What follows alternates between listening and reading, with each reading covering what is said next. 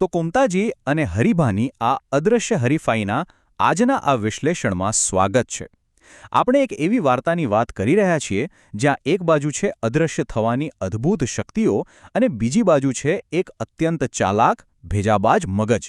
આ બંને વચ્ચે સીધી ટક્કર થાય છે. તો ચાલો બિલકુલ સમય બગાડ્યા વગર આ રોમાંચક અને બુદ્ધિશાળી લડાઈમાં સીધા જ ઝંપલાવીએ અને સમજીએ કે આખી ઘટના કેવી રીતે આકાર લે છે. શરૂઆતથી જ બંને પાત્રો વચ્ચેનો જે રમૂજી વિરોધાભાસ છે ને તે એકદમ સ્પષ્ટ છે.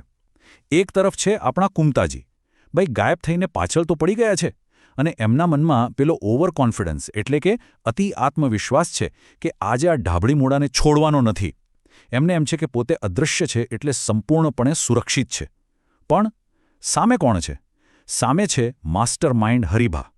હરિભા અત્યંત ચાલાક છે. ભલે તેમને કોઈ દેખાતું નથી, છતાંય એમનું મગજ એટલું તેજ દોડે છે કે એમને તરત જ શંકા જાય છે. એ વિચારે છે કે લાગે છે જરૂર આ ઢાબળી મૂળો મારી પાછળ હશે. આ વસ્તુ બતાવે છે કે માત્ર અદૃશ્ય હોવું પૂરતું નથી, ખાસ કરીને જ્યારે સામેવાળી વ્યક્તિ બુદ્ધિમાં 2 ડગલા આગળ હોય. હવે હરિભાની વળતી વ્યૂહરચના પર નજર કરીએ. સૌથી અગત્યની વાત એ છે કે હરિભા માત્ર શંકા કરીને ચૂપચાપ બેસી નથી રહેતા. એ તરત જ બચાવવાળી નહીં પણ આક્રમક વ્યૂહરચના બનાવે છે. એ સમજી ગયા છે કે કોઈ અદૃશ્ય શક્તિ ચોક્કસથી એમની હિલચાલ પર નજર રાખી રહી છે. હવે વિચાર કરો કે આવી પરિસ્થિતિમાં કોઈ સામાન્ય વ્યક્તિ હોય તો શું કરે? કદાચ ગભરાઈ જાય, કાં તો જીવ બચાવીને દોડવા લાગે. પણ હરિભા એકદમ શાંત. એમણે પોતાની જાતને એક શિકારમાંથી સીધી શિકારીમાં ફેરવી નાખી. ચાલો આગળ જોઈએ કે આખી ગેમ કેવી રીતે પલટાય છે અને હરિભા કયા ચોક્કસ પગલાં લે છે. હરિભાએ આખી જાળ કેવી રીતે બિછાવી એના પગલાં અહીં ધ્યાનથી સમજવા જેવા છે. પગલું પહેલું, સીધા જવાને બદલે એમણે ચૂપચાપ ગામનો રસ્તો જ બદલી નાખ્યો, જેથી પેલો પાછળ આવનાર વ્યક્તિ સાવ ગોટે ચડી જાય. પગલું બીજું, બિલકુલ સામાન્ય રીતે કોઈ પણ જાતનો અવાજ કર્યા વગર પોતાના ઘરે પાછા આવી ગયા. અને સૌથી માસ્ટર સ્ટ્રોક એટલે કે ત્રીજું પગલું, ઘરે આવીને સીધા પથારીમાં સૂઈ ગયા, જાણે કે દુનિયામાં કશું જ બન્યું નથી. આ એકદમ તેજસ્વી અભિનય છે. કુમતાજીને તો એમ જ લાગશે કે હરિભાને કશી જ ખબર નથી અને બિચારો આરામથી ઊંઘી રહ્યો છે. પણ હકીકતમાં આખી પરિસ્થિતિનું કંટ્રોલ હવે સંપૂર્ણપણે હરિભાના હાથમાં આવી ગયું છે. હવે મોટો સવાલ એ છે કે શું કુમતાજી એમને ખરેખર સૂતા પકડી શકશે? પરિસ્થિતિ અત્યંત રોમાંચક બની ગઈ છે. આપણે કલ્પના કરી શકીએ છીએ કે કુમતાજી ગાયબ થઈને ઘરમાં ઘૂસી રહ્યા છે. આસપાસ એકદમ શાંતિ છે, બિલકુલ અવાજ નથી આવતો. કુમતાજી ધીમે ધીમે આગળ વધે છે. એમને તો પૂરેપૂરો વિશ્વાસ છે કે એમનો શિકાર પથારીમાં ઘસઘસાટ ઊંઘી રહ્યો છે. એટલે એકદમ દબાતા પગલે, કોઈને સહેજ પણ ભનક ન લાગે એ રીતે હરિભાની એકદમ નજીક પહોંચે છે. શું ખરેખર કુમતાજી એમને ઊંઘતા પકડી પાડશે કે પછી આ જે નીરવ શાંતિ છે તે કોઈ મોટા વાવાઝોડા પહેલાંની શાંતિ છે?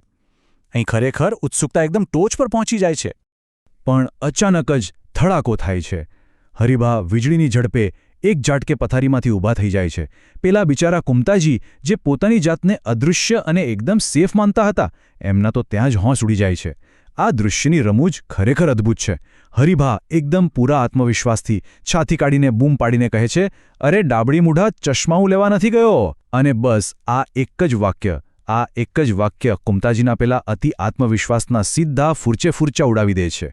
આખી રમત ત્યાં જ પલટી ખાઈ જાય છે. માસ્ટર માઇન્ડનો આ નવો વળાંક ખરેખર ચોંકાવનારો છે. હવે કુમતાજીની હાલત તો જોવા જેવી છે. એ એકદમ ભારે આઘાતમાં આવી જાય છે અને હેપ્તાઈને પૂછે છે, તો પછી કોણ? અને બરાબર એ જ વખતે માસ્ટર માઇન્ડ હરિભા જોરથી હસી પડે છે અને પોતાનો સૌથી મોટો ખુલાસો કરે છે. ચશ્મા લેવા તો મફૂજી ગયા છે. આ માહિતી કુમતાજીના મગજમાં કોઈ મોટો બોમ્બ ફૂટે એવી અસર કરે છે. જે આખી જબરજસ્ત યોજના કુમતાજીએ હરિભાને ફસાવવા બનાવી હતી ને, એ હવે સંપૂર્ણપણે પાણીમાં ગઈ છે. કારણ કે એમનું નિશાન જ ખોટું હતું. હરિભાએ પોતાની સ્માર્ટનેસથી કુમતાજીને માત્ર ઉલ્લુ જ નથી બનાવ્યા, પણ હસતા હસતા એક એવા સમાચાર આપી દીધા છે જેણે કુમતાજીના પડ નીચેથી જમીન જ ખસેડી લીધી છે. અને આ વાત સાંભળીને જ કુમતાજી સાવ સુન્ન થઈ જાય છે. રૂમમાં પડવાર માટે એકદમ સન્નાટો છવાઈ જાય છે. બિલકુલ અવાજ નહીં. અને બરાબર ત્યારે જ કુમતાજીની નજર એમની પેલી ચાલુ જાદુઈ ઘડિયાળ પર જાય છે. Tick tick tick. આ ઘડિયાળનો અવાજ હવે એમના માટે સીધી ખતરાની ઘંટી છે. અદૃશ્ય રહેવાનો જે ટાઈમ હતો તે હવે પૂરો થઈ રહ્યો છે. આ જાદુઈ ઘડિયાળ અત્યંત મહત્વની છે, કારણ કે એ સીધી રીતે બતાવી રહી છે કે ભાઈ હવે અદૃશ્ય રહેવાની શક્તિનો અંત સાવ નજીક છે. અને બીજી એક બહુ મોટી આફત માથા પર તોળાઈ રહી છે. આ જે ડર અને ગભરામણની ક્ષણ છે ને, તે વાર્તામાં એક અત્યંત ગંભીર અને સાથે સાથે જબરજસ્ત રમૂજી વળાંક લાવે છે. તો હવે મોટો સવાલ એ ઊભો થાય છે કે હવે કુંતાજી શું કરશે? મફુજી આવી જશે કે કુંતાજી ભાગી જશે? પેલી જાદુઈ ઘડિયાળ પર નજર પડતા જ પરિસ્થિતિ એકદમ ટાઈટ થઈ ગઈ છે. શું મફુજી ચશ્મા લઈને બરાબર એ જ વખતે ત્યાં પહોંચી જશે અને કોઈ મોટો જબરજસ્ત સંગ્રામ થશે? કે પછી ડરના માર્યા કુંતાજી એ પહેલાં જ ત્યાંથી કોઈ રસ્તો કાઢીને ભાગી છૂટશે? આ એક એવી પરિસ્થિતિ બની ગઈ છે જ્યાં શિકારી નીકળ્યો હતો શિકાર કરવા, પણ પોતે જ શિકાર બની ગયો છે. આ રમૂજી સંગ્રામ હવે આગળ કયો નવો વળાંક લેશે તે વિચારવું ખરેખર રોમાંચક છે. આજના અદ્ભુત અને હાસ્યથી ભરપૂર વિશ્લેષણમાં જોડાવા બદલ ખૂબ ખૂબ આભાર.